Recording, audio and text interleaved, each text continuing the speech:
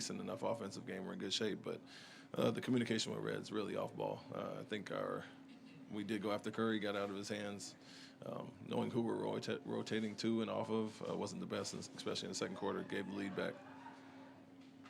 Coach, I think prior to the game we talked about the moment and how you said this team just has to kind of experience a game 3 on the road.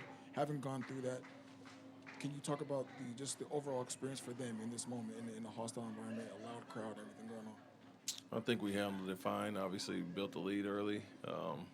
We're playing good overall basketball.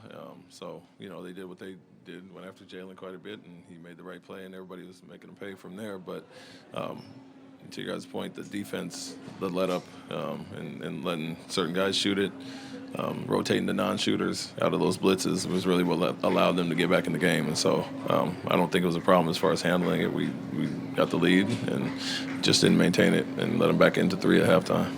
Fred had a really hot start there and then scored only 4 points in the last 3 quarters. What were they doing, if anything, to take him out of the game? And why do you think that he hasn't been as much of a scoring factor in this series so far? Well, we've been going after him and Jalen quite a bit in the pick and rolls. They kind of hawking them full court.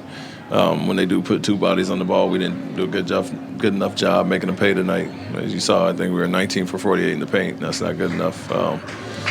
Point-blank layups or floaters or making the right read from there, you got to convert those. They did with Peyton and Green slipping out, and we didn't. What was the impetus for a lot of that blitzing and trapping? Do you feel like you can't really guard Curry as much one-on-one? Well, it's not one-on-one, it's the pick and roll.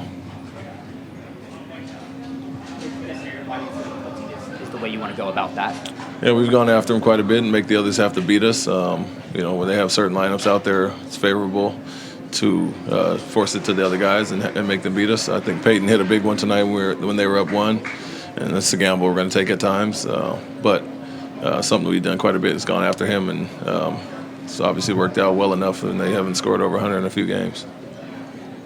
Coach, the last 5 minutes or so, they're forcing you into a lot of tough shots, contested shots. What did you see on the offensive end for you guys down the stretch where you weren't quite able to score to keep up?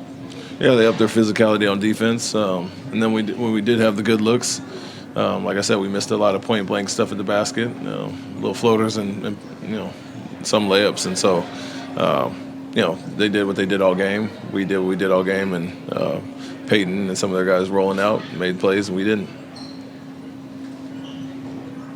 Coach, you mentioned the issues that you guys had tonight. Do you feel they're easily correctable as we look ahead to Monday? And did tonight feel in any way like a little bit of a missed opportunity, considering they were without Butler tonight? Yeah, I mean, we know they're still dangerous without Butler, so that doesn't change anything as far as that. I think it's something we've seen all year. Teams go after Jalen. Obviously, had a big game last game, so we expected that coming in. And when you does his job and has 2 on the ball and gets it to guys, they have to make them pay behind it. And so, nothing new as far as that. Like I said, teams have done it all year, and their gamble paid off. We didn't make them pay with that, especially with the paint shots. And so, something you can easily correct is obviously taking care of the ball a little bit better, finding the outlets out of that and making them pay. And it's a gamble on both sides when both teams are blitzing each other. And like I said, their guys made a few more plays than ours tonight. Coach, over here, they've Amen Thompson's had some struggles in this series, in this game specifically. They've been guarding with the center. How do you feel about the way he's been playing offensively and what you can do to get him going?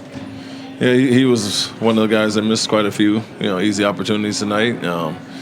We use him in each way, as a handler, as a screener, and every other way. And so, he had some rolls in the pocket, brought him up and set the screen, and he can get out in the pocket. And like I said, he didn't convert a lot of those easy ones. And so we do use them several different ways, obviously handling and playing in the dunker and setting screens. And so there's a lot of ways to move around on the court. And when he's in attack mode getting downhill, they do put a bigger body on him. They still collapse the paint. You got to find his outlets there. And so felt like he got in trouble, penetrated a little bit too much and missed some of the kickouts.